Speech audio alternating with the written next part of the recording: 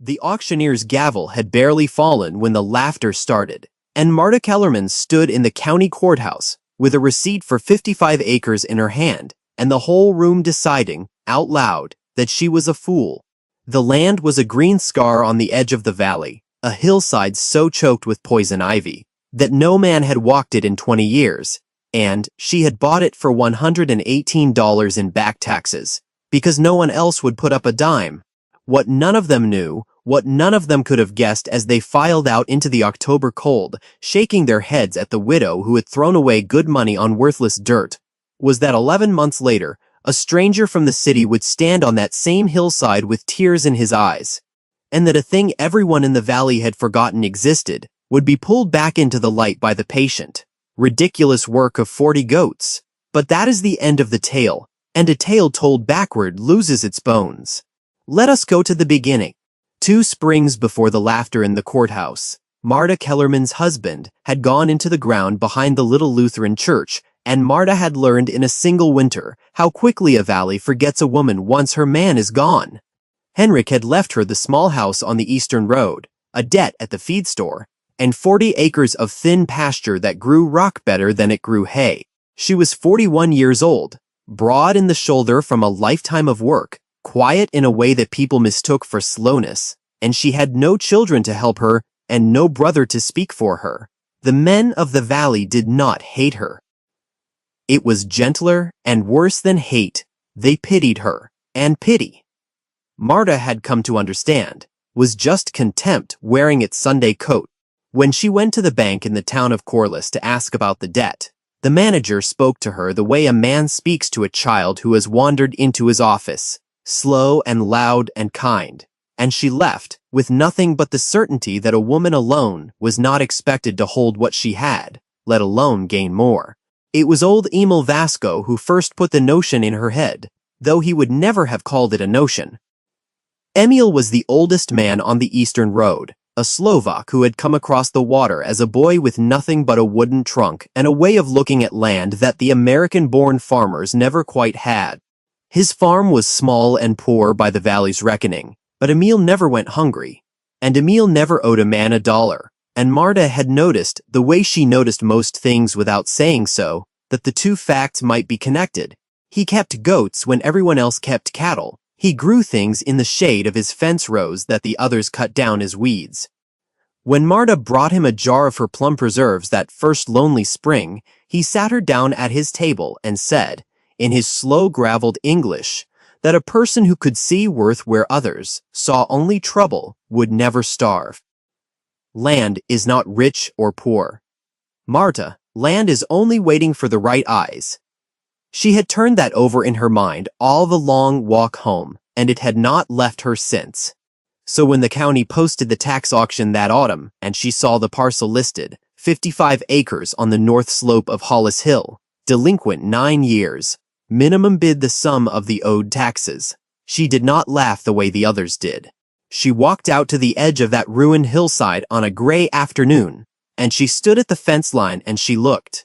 And what everyone else saw was a green horror, a solid wall of poison ivy grown up the slope, higher than a man's head, thick as a hedge, swallowing the old fence posts and the stone walls, and whatever had once stood among them, a place that itched to look at, and blistered to touch. But Marta Kellerman did not see a curse.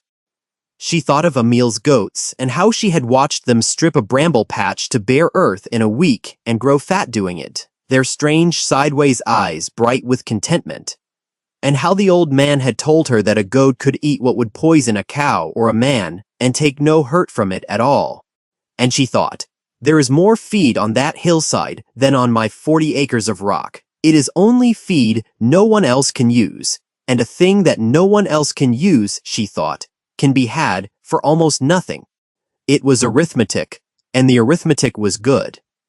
She told no one what she was thinking. She banked it low, like a coal under ash, and she went to the courthouse with $118 she could barely spare. The bidding, if you could call it that, lasted the length of a held breath.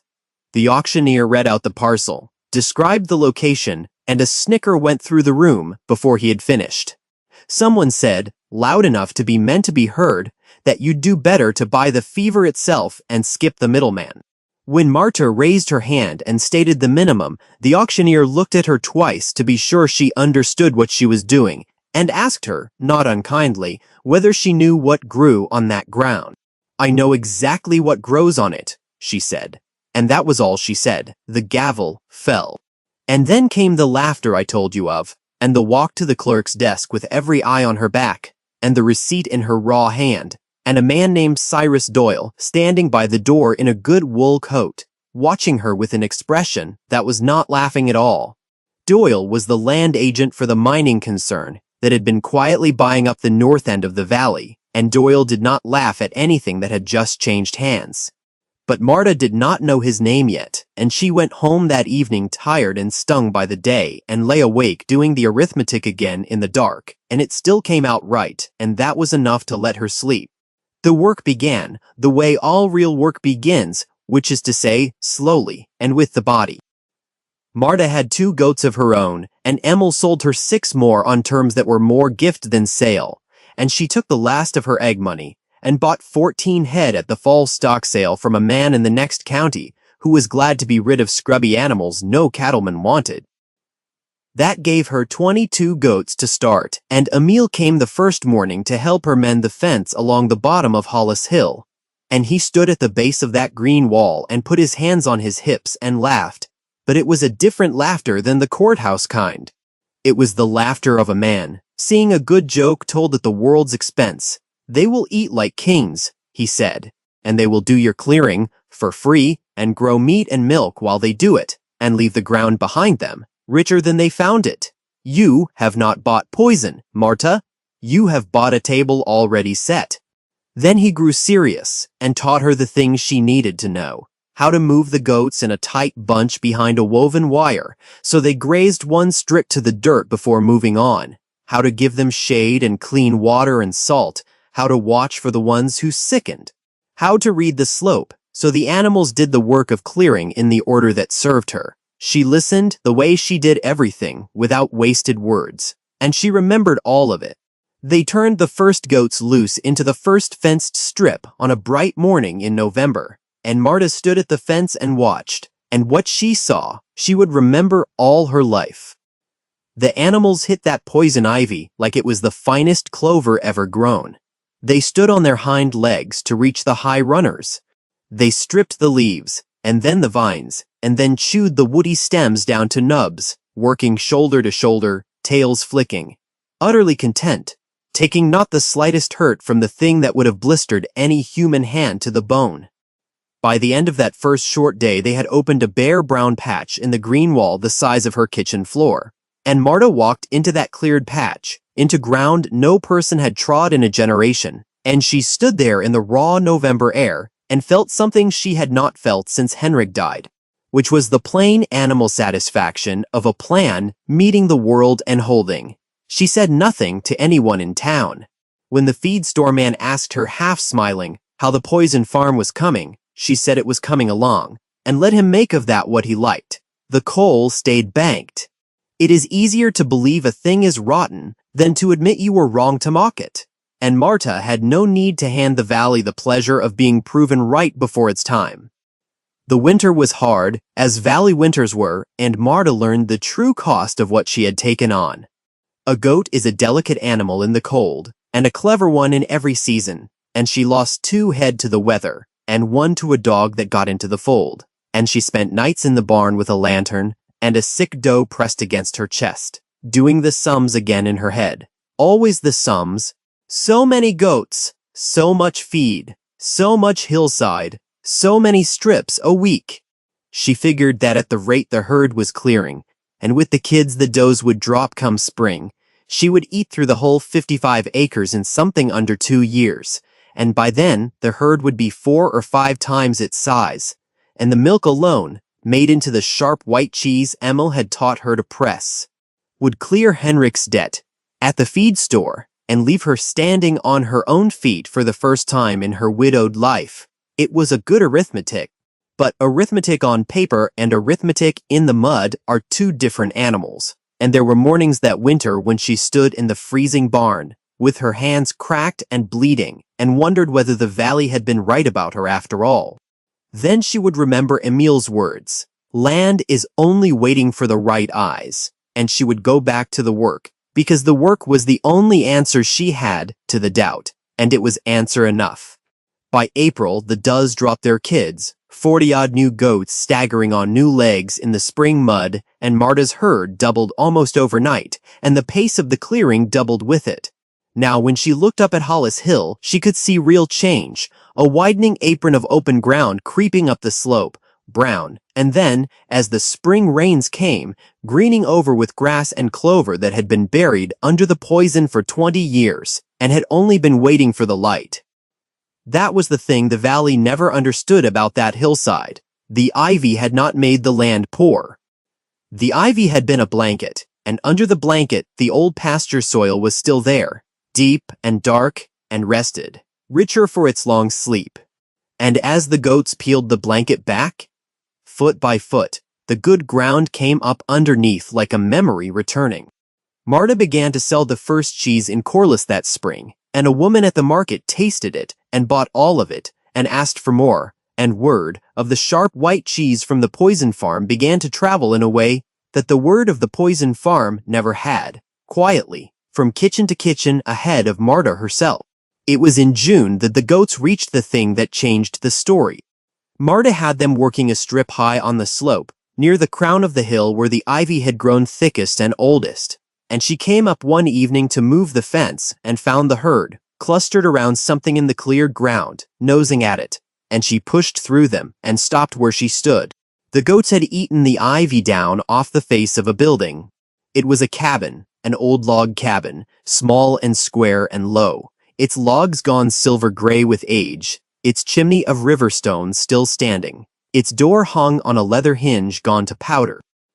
The ivy had swallowed it so completely that it had become invisible, a green mound among green mounds, and now the goats had unwrapped it the way a person unwraps a gift, and it sat there in the last of the daylight, patient and whole, waiting to be found. Marta put her hand on the cold logs and felt the axe marks still in them, the marks of a man's hands from long before her time, and something in her went very still. She asked Emil about it, and Emil went quiet, in a way she had never seen, and then he told her what the old ones of the valley knew and the young ones had forgotten. That cabin was the first house in the whole valley. It had been built by the first family to settle that ground, near 70 years before the Hollis family, for whom the hill was named, and they had cleared and farmed and buried their dead on that north slope until a fever took the last of them in a bad summer, and after that, the land had gone to the county, and the poison ivy had come up over it, and the valley, in the way that valleys do, had decided it was easier to forget the place than to remember what had happened there. But it was not worthless ground, Emil said, and it never had been. It was the founding ground. And a thing does not stop being what it is, only because men have agreed to forget it. Marta walked the cleared crown of the hill in the long June evening, and found the old stone walls the goats had bared, and the caved cellar, and the little graveyard with its leaning field stones, and she understood that she had not bought 55 acres of poison. She had bought the beginning of the valley, and no one had known it, least of all her. Now here I must tell you of Cyrus Doyle, the man in the good wool coat, because it was in that same summer that he came up the eastern road in a shining black automobile and stepped out at Marta's gate as though he were doing her a favor by soiling his boots on her ground. He was smooth as poured cream, all warmth and concern, and he told her he represented interests that were developing the North Valley, and that he had heard, with real sympathy, that a woman alone was struggling to hold a difficult piece of land, and that he was prepared to take the whole burden off her hands. He named a figure, $400. More than triple what she had paid, he pointed out. A handsome profit for a poor widow, and surely she could see that 55 acres of such rough country was more than any one woman could ever hope to manage. Marta listened to all of it with her hands folded, and she noticed, the way she noticed everything, two things.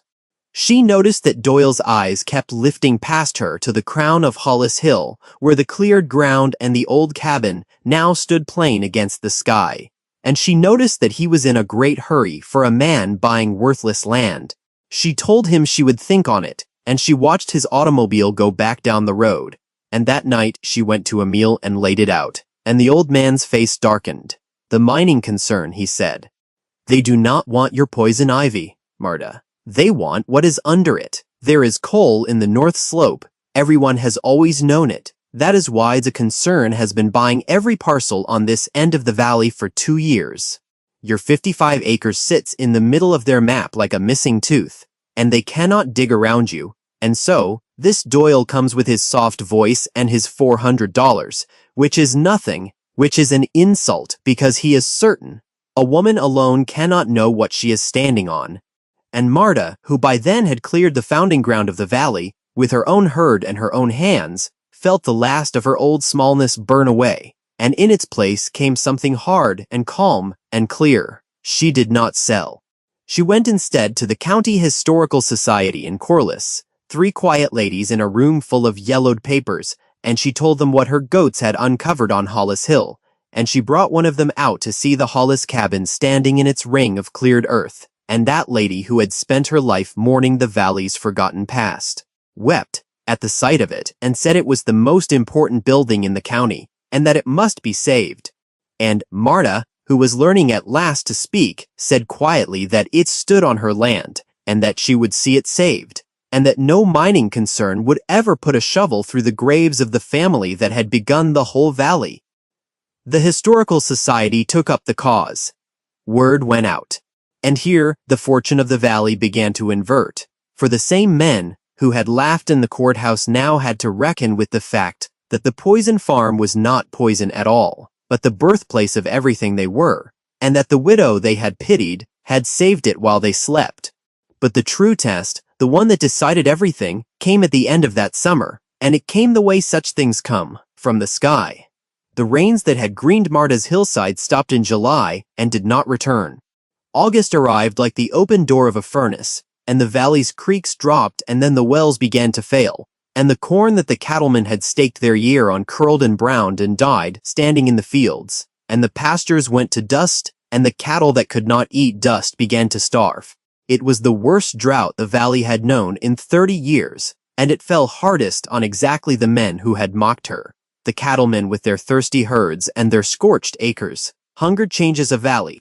By the 3rd week of August, there were proud men on the eastern road who did not know how they would feed their stock through the winter, and their pride was a terrible thing to watch, because it had nowhere left to stand.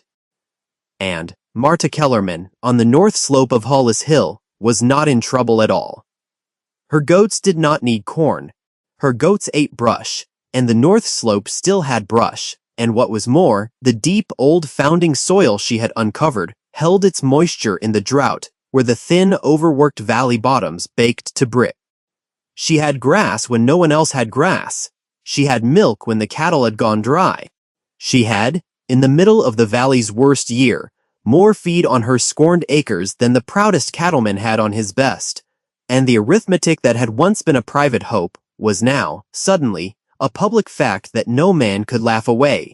The first to come to her gate was a neighbor named Alden First, who had stood in the courthouse the autumn before, and said the loudest of the mocking things, and who now stood at her fence with his hat in his hands, and his face gray with shame and hunger, and asked, in a voice that cost him everything to use, whether she had any feed he might buy for his last dozen cows. And here, listener, is the whole heart of the tale, the moment the story had been walking toward from the courthouse to the cabin to the drought. For Marta could have named any price she liked. She held the only green ground in a starving valley. The men who had pitied her were at her mercy, and a smaller soul would have squeezed them dry, and no one would even have blamed her for it. She stood at the fence and looked at Alden First for a long moment, and she thought of every laugh she had swallowed, and then she thought of a meal at his table saying that a person who could see worth where others saw only trouble would never starve, and she understood that being right is its own kind of reply, and that a fortune built on a neighbor's ruin is not a fortune, but a debt. She named a fair price, not a charity, for she was not a fool, and a thing given free is a thing not valued. But a fair price, a decent, honest price. The price she would have wanted paid to her, and she told first. He could cut brush from the lower slope himself and haul it, and pay her at the end of the winter when he had it, and she shook his hand on it, and first went home and told what she had done, and the next day there were 3 more men at her gate, and by the week's end, the eastern road had worn a path to Hollis Hill, and Marta Kellerman fed the valley's cattle through the drought, from the very acres the valley had called worthless, and she did it at prices no man could call anything but generous. And the laughter of the courthouse was gone from the valley as though it had never been. Cyrus Doyle came one last time, in the cool of September, his automobile dusty now, his voice a little less like poured cream. He raised his offer. $800, he said, and let the number sit. Then 12. Then, when her face did not change, he made his mistake. The mistake such men always make when they think they are the only clever one in the room. He said, leaning close, that she was being unwise, that the concern knew there was better than $400 of coal under that north slope, and that she'd never get such a chance again.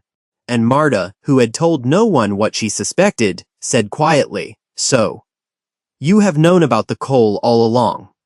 Doyle's mouth opened and shut. He had confirmed with his own greed the very thing he had come to hide. Marta straightened up. This land, she said, is the founding ground of this valley, and there is a family buried on it, and a house on it older than any other for 40 miles, and it belongs now to the county's history, and to me, and it will never be dug. You may tell your concern that the widow knew exactly what she was standing on, and she opened the gate for him to leave. The Historical Society made the Hollis cabin a protected landmark that autumn, and it was a man from the state capitol, a scholar of old buildings, who stood on the crown of the hill in the slanting light and put his hand on those silver logs and wept. The stranger from the city I promised you at the very start. He said he had read of the cabin in the oldest county records and believed it lost forever, and that its saving was a thing the whole state would remember. Marta stood beside him in the wind, with her 40-odd goats grazing peacefully across the ground they had unwrapped, and she did not gloat, because gloating was never in her, but she let herself feel, quietly and fully, the plain, deep satisfaction of a thing done right against the whole weight of everyone who had said it could not be done. The drought broke in October, 2 springs to the month after the gavel fell, and the valley came slowly back to life, and the men who had laughed at Marta Kellerman now tipped their hats to her on the eastern road, and meant it. Her cheese sold in 3 counties. Her herd grew. The debt at the feed store was paid in full and forgotten, and on the crown of Hollis Hill, the old cabin stood clear in the sun, with the good grass green around it, and the goats moving through it like a slow tide, and travelers came out from Corliss on Sundays to see the founding house of the valley that a widow's goats had pulled back into the light.